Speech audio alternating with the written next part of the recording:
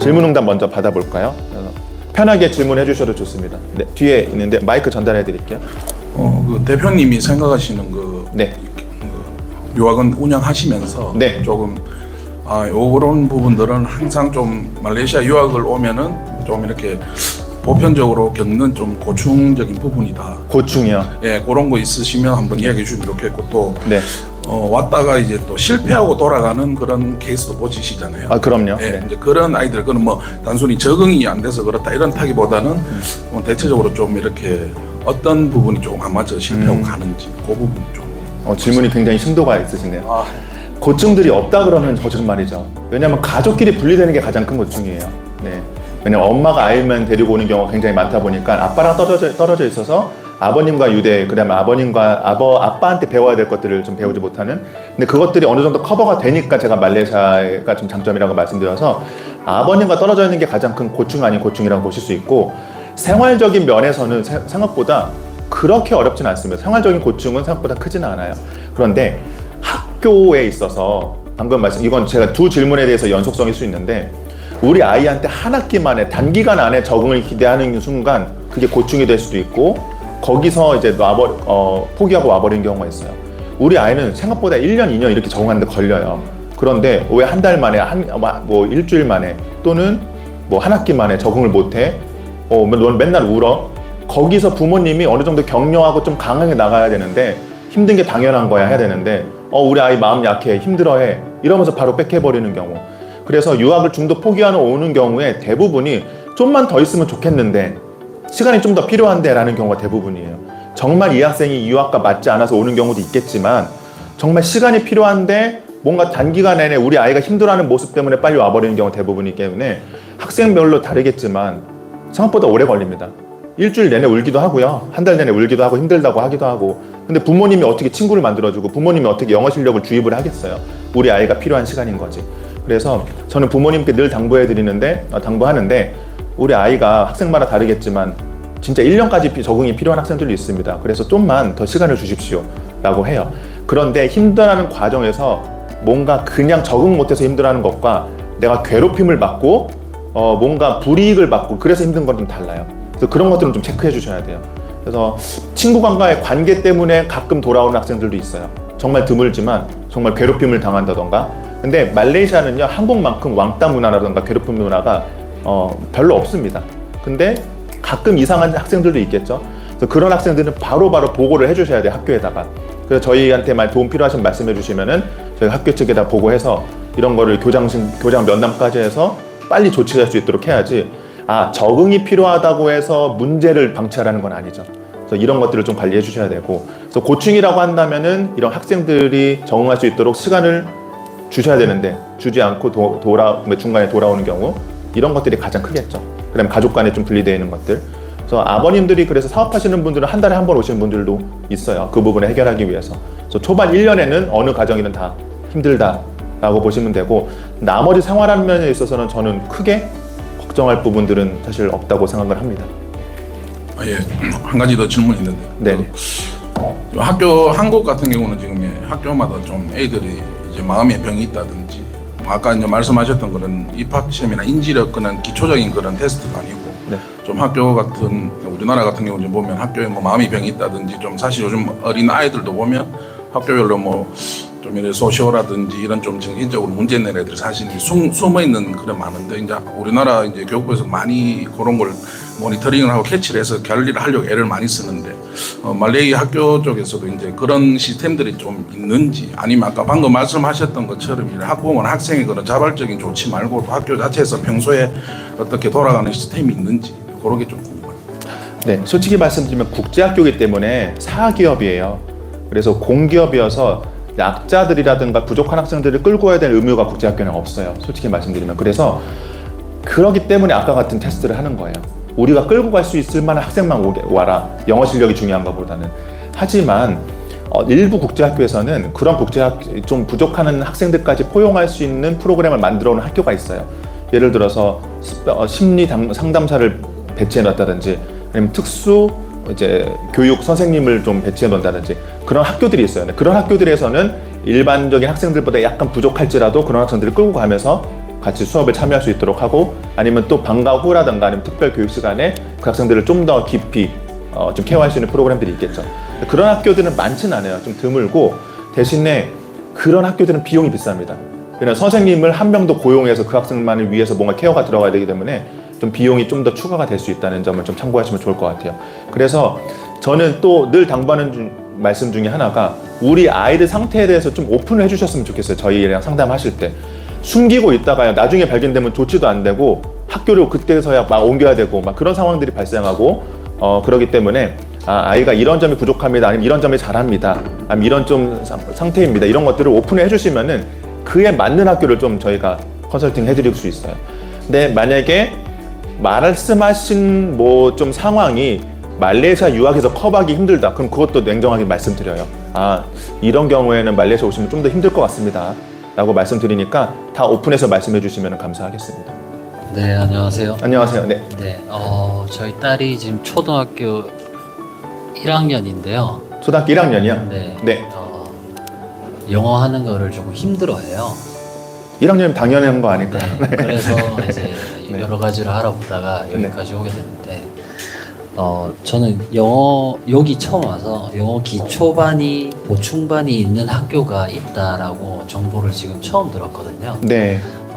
그러면 아까 보여주셨던 금액대별 학교에서 이런 기초반이나 보충, 저는 기초반이 있는 학교와 비자를 원활하게 해결할 수 있는 학교를 선정하고 싶은데 네. 그 학교는 사실 어디에 링크되어 있는지 음. 그 학교의 대략적인 리스트 한 3개만 알려주시면 좋을 것 같아요. 열의 9개 학교는 지금 말씀하신 데서 속합니다. 그러니까 지금 8페이지 한번 펴보시겠어요? 그 브로셔요. 저희가 학교를 좀 추려본 거예요. 쿠알라룸푸르 수도권에 있는 학교만. 거기에서요. 한 2-3개, 3-4개 빼고 다 해당됩니다. 다 영어 보충반이 있습니다. 네. 근데 영어 보충반이 운영하는 형태가 학교마다 좀 다르다는 거죠. 어떤 데는 레벨을 1부터 4까지 나눠서 정말 영어 기초반부터 조금 부족한 학생까지 좀 자세히 나눠놓는 학교가 있는 반면에 어떤 학교는 영어를 기본은 해와야 받아줄 수 있는 그런 학교가 있는데 초등학교 1학년이라고 하셨잖아요. 1학년은 기초도 안 돼 있는 것을 학교로 다 알아요. 영어를 잘 못하는 것을 알기 때문에 지금 보시는 그 리스트에 보시는 학교들 대부분 다 선택하실 수 있다고 보시면 돼요. 네. 그래서 영어 실력에 따라서 지금은 고려할 필요는 없는 나이긴 합니다. 조금 그렇다라고 하면 네네. 기초반은 지금 한국 학교로 생각했을 때 보충 수업을 내가 선택해서 들어야 되는 뭐 방과후 수업 개념인가요? 아닙니다. 이게 처음에 입학 허가 낼 때 조건부 입학 허가가 내요. 예를 들어서 우리 학생은 3학년에 배정되었는데 3학년 영어 보충반에 배정되었습니다. 그럼 3학년에 배정되되 영어 보충반을 꼭 해야 되는 조건으로 입학이 허가가 된 거예요. 그래서 본인 선택이 아닙니다. 만약에 배정이 안 되는 경우 있어요. 예를 들어 잘하는 학생들은. 그런데 부모님들이 우리 아이 그냥 기초부터 했으면 좋겠어. 영어 보충반 할래요. 그래도 학교에서 안 시켜줘요. 그래서 영어 보충반 여부는 무조건 주도권이 학교에 있습니다. 네. 그 부부 동반 둘 다 이렇게 비자가 나오는 네. 학교가 좀 많은지, 특히 쿠알라룸푸르에 있는지, 그리고 실제 그렇게 많이 받아서 가는지, 그리고 그 절차가 어떻게 되는지 좀 궁금합니다. 네, 비자는 말씀드린 것처럼 다 말레이시아를 들어가서 받는 거예요. 유학이 확정되고 나서 학교를 다니면서 받는 겁니다. 그래서 학생 비자를 먼저 받게 되어 있고요. 그 다음에 가디언 비자, 엄마의 비자를 받게 되어 있어요. 그리고 나서 엄마 비자가 나온다, 우리 어머니 비자가 나오고 나서 아버님 비자를 신청할 수 있는 자격이 주어집니다. 그래서 점점 늘어나고 있어요. 아버님 비자까지 나올 수 있도록 늘어나고 있는데 모든 학교가 다 가능한 건 아닙니다. 그래서 학교 컨설팅 할 때 그런 걸 저희가 알려드릴 거고 퍼센트로 따지면 50% 정도 되는 것 같아요. 50% 정도 학교들이 발급을 가능한 상태고요. 다만 이게 오픈되지 얼마 안 왔어요. 가디언 비자, 세컨 가디언 비자까지 발급해 주겠다고 오픈된 지 1년이 안 됐기 때문에 사례가 많이 없습니다. 그래서 저희가 100% 개런티해서 얼마 만에 나옵니다. 이렇게 말씀드리기가 좀 어려운 상태인데 그래도 이민국에서 발표를 했으니 나오긴 나올 겁니다. 근데 조건 중에 또 하나가 어머님 비자가 나온 이후에 발급이 된다고 했는데 어머님 비자 나온 이후에 말레이시아 현지 계좌에 일정 잔액을 유지를 해서 3개월을 유지해야 또 아버님 비자가 나와요. 그래서 저희가 단순히 계산해 봤을 때 그러면 말레이시아 들어가고 나서 6개월 이후에는 아버님 비자 신청이 가능한 상황인 거예요. 네. 그래서 아버님은 같이 들어가시되 몇 번 비자 트립, 말레이시아를 나갔다 왔다 하면서 여행 비자를 연장해야 되는 과정을 거칠 것을 좀 감수하시고 진행을 하시고 그냥 마음의 여유 있게 언제 나오지 하시는 것보다는 나온다니까 좀 여유 있게 기다리자라는 마음가짐으로 진행을 하시는 게 좋을 것 같습니다. 네. 여기 기본 생활비에 보니까 차량 렌트비가 되어 있던데요. 네. 혹시 차량 없이 대중교통으로도 학교를 보내거나 생활할 수 있는 지역에도 있나요? 네. 차량 없이 생활 가능하기 좋은 지역이 있고요. 차량 있으면 아무래도 주거 선택의 폭은 넓어지겠죠. 근데 운전을 모두 하실 수 있는 건 아니고 또 운전에 대한 부담감이 있는 분들은 그런 지역에 사시면 돼요. 어느 정도 인프라가 형성되고 아니면 주상복합이던가 그런 지역에 거주를 하시면 되겠죠. 대신에 주거비는 좀 올라가겠죠. 차량에 쓸 돈을 주거비에 좀 더 쓴다고 생각하시면 되고 학교를 보내는 거 대중교통으로 보내시기는 어렵습니다. 그래서 그때는 스쿨버스를 이용을 하셔야 돼요. 네, 스쿨버스 비용은 싸지는 않아요. 그래서 한 달에 하면은 한 15에서 20만 원 정도, 1년으로 하면은 뭐 2, 300만 원 정도 발생을 합니다. 그래서 스쿨버스도 충분히 이용하실 수 있으니까 대신에 집 계약할 때 스쿨버스가 쓰는 포인트를 먼저 보셔야겠죠. 근데 집 계약하고 났더니 스쿨버스 여기 안 온대 이러면 당황하겠죠. 그래서 그런 것까지 고려해서 집을 계약하시면 됩니다. 그래서 저희도 집 소개해 드릴 때 그런 거 다 듣고 운전 안 하실 경우에는 이런 좀 지역으로 하시면 좋아요 라고 또 소개해 드리고 있어요. 그러면 네, 먼저 모든 학교들이 다 스쿨버스를 운영하나요? 네, 모든 학교가 다 스쿨버스 운영하는데 모든 지역을 운영하는 건 아니니까 네, 선택하실 때 그거 고려하시면 좋을 것 같습니다.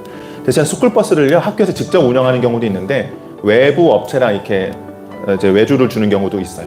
네. 먼저 손 드셔서 이렇게 한 다음에 뒤로 전달해 드릴게요. 네. 지금 유학원이 말레이시아에도 베이스가 있는 걸로 제가 알고 있는데요. 네. 아이들한테 어디까지 제공을 해줄 수 있는지, 어떤 부분은 도움을 줄 수 있는지. 네. 그 이주 정착 서비스 특히 초반 정착하는 데서 도움 필요하신 분들이 생각보다 많아요. 그런데 정착 서비스에 대한 개념을 저는 언제나 늘 말씀드려요. 저희가 옆에서 비서처럼 도와드리는 서비스가 아니라 생활하는 방법을 처음에 가르쳐드리고 알려드리는 서비스입니다라고 하는 거예요. 그래서 쇼핑할 때도요. 저희가 막 짐 들어드리고 막 이렇게 하는 게 아니라 어머니 이렇게 계산하셔야 되고 이렇게 사셔야 됩니다. 그런 걸 알려드리는 거고 집 계약할 때도 사실 직접 거주하실 분이 선택을 하셔야 되잖아요.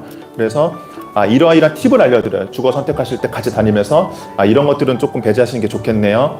이런 걸 원하시는 경우에는 이런 걸 선택하시는 게 좋습니다. 팁들 알려드리고 계약할 때 봐드리고 그래서 입주하고 나서 생활적인 면이 좀 어느 정도 정착했다 하면은 서비스 내역에 따라서 적게는 30일, 많게는 90일 동안 저희가 애프터 서비스가 들어가는데 애프터 서비스라는 거는 저희가 막 119처럼 출동하는 게 아니라 좀 궁금한 거 있을 때 갑자기 어디 방문했는데 소통이 너무 안 될 때 전화 주시거나 문의 주시거나 그런 것들이 계속 지속성 있게 관리를 하는 서비스가 들어간다는 거죠. 맨 뒤에 먼저 손 드셔서 네.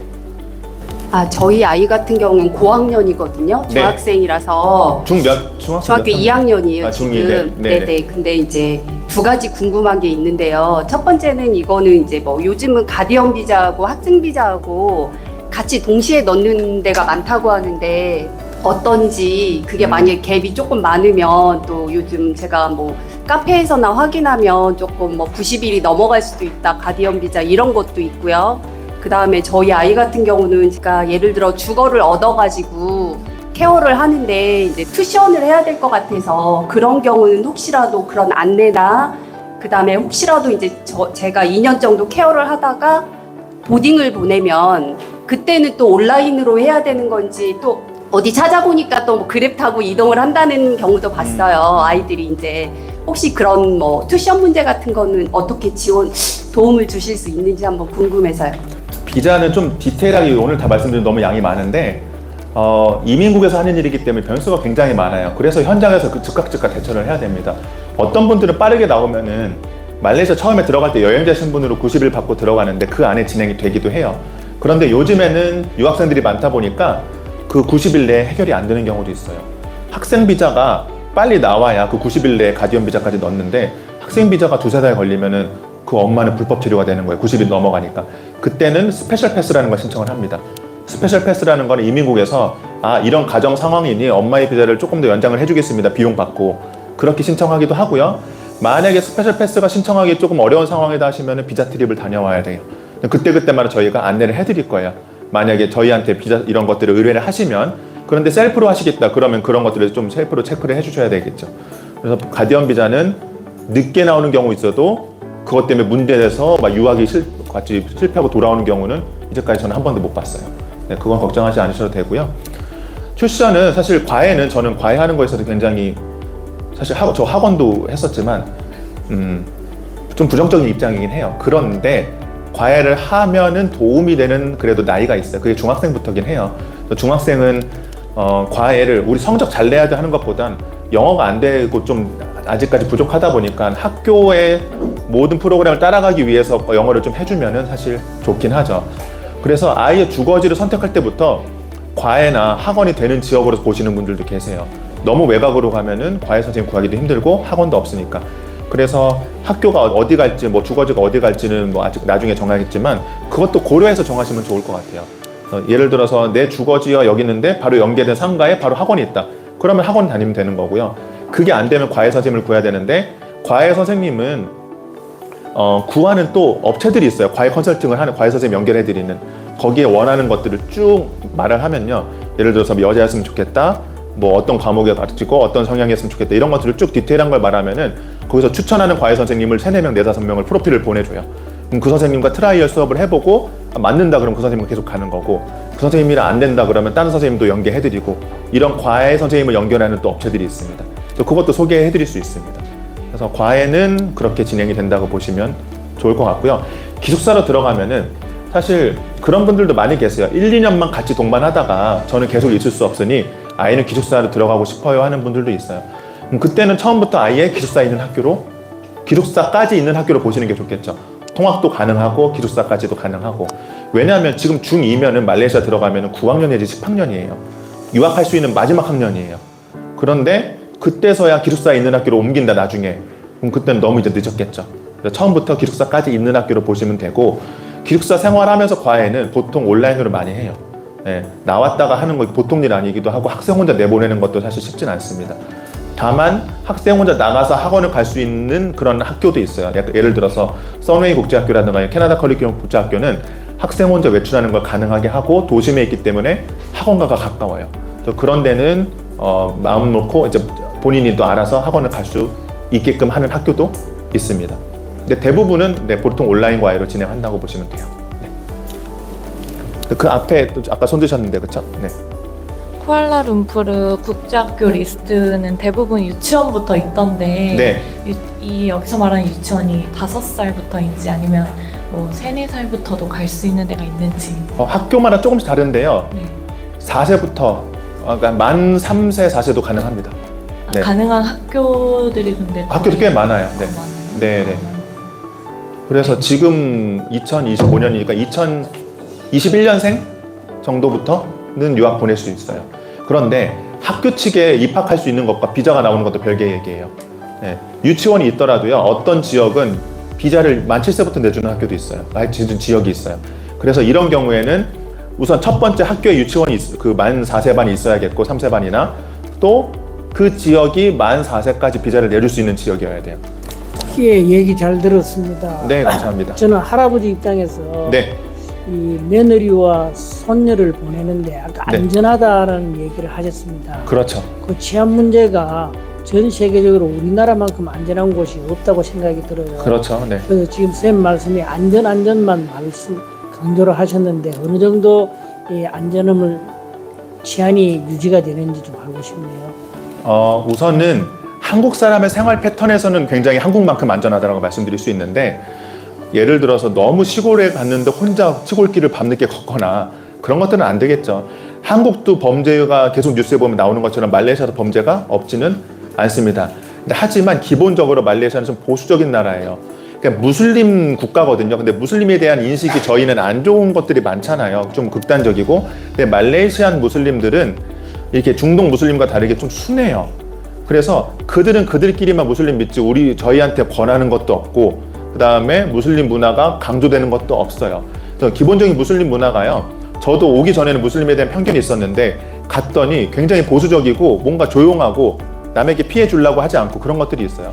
그래서 술 이런 문화도 사실 별로 없고요. 이게 유흥 문화가 굉장히 적어요. 그래서 좀 나쁘게 말하면 노잼 나라예요. 네. 그래 그만큼 주변에 다니면서 취한 사람도 보기도 힘들고 뭔가 그런 우발적인 범죄를 할 수 있는 환경이 굉장히 제한되어 있는 나라입니다. 다만 외국인 노동자가 많은 동네라던가 그런 동네가 좀 특정 동네들이 있어요. 그런 데는 범죄율이 좀 높을 수는 있거든요. 그래서 근데 그런 데는 저희가 사전에 미리 말씀드리고 그런 데는 사실 여러분들이 가실 만한 유학 지역에서는 가까이 있지도 않아요. 비용 때문에 있지도 못합니다. 그런 노동자들이. 그래서 그냥 손쉽게 길거리 걸어 다닌다거나 그랩 타고 이동하거나 쇼핑몰 다니고 학교 다니고 그 다음에 주말에 관광 다니고 이런 패턴들을 할 때는 뭐 시간 때문에 걱정하고 막 그럴 것들이 전혀 없긴 합니다. 물론 불과 한 10년, 20년 전에는 그래도 좀도둑들도 좀 있다고 들었어요. 네. 저도 주변에 그런 친구들도 있었고 근데 지금은 거의 보지를 못해서 엄마가 아이만 데리고 가기에도 뭐 그렇게 걱정하지 않으셔도 됩니다. 다만 한 가지는 말레이시아는 인도가 잘 안 돼 있어요. 그냥 도로에 차도 위주예요. 모든 도로 설계가. 그래서 차 없이 다니는 분들은 걸어서 다녀야지 이런 생각 그냥 아예 안 하시는 게 좋아요. 그 아파트 단지만 걸어 다니지 어디 이동할 때는 웬만하면은 그랩택시라든가 우버택시 같은 거 있잖아요. 그걸로 이동하시는 게 좋고 인도가 정말 사람이 혼자 다니기 좁을 정도로 다 이렇게 되어 있기 때문에 웬만하면 걸어서 이동만 안 하시면 좋을 것 같습니다. 네, 너무 오랜 시간 동안 감사드립니다. 그래서 너무 좋은 질문들 많이 해주셔서 또 많은 분들이 같이 쉐어할 수 있었던 것 같아요. 또 다음에도 또 유익한 정보로 가지고 여러분들 찾아뵙도록 하겠습니다. 감사드립니다.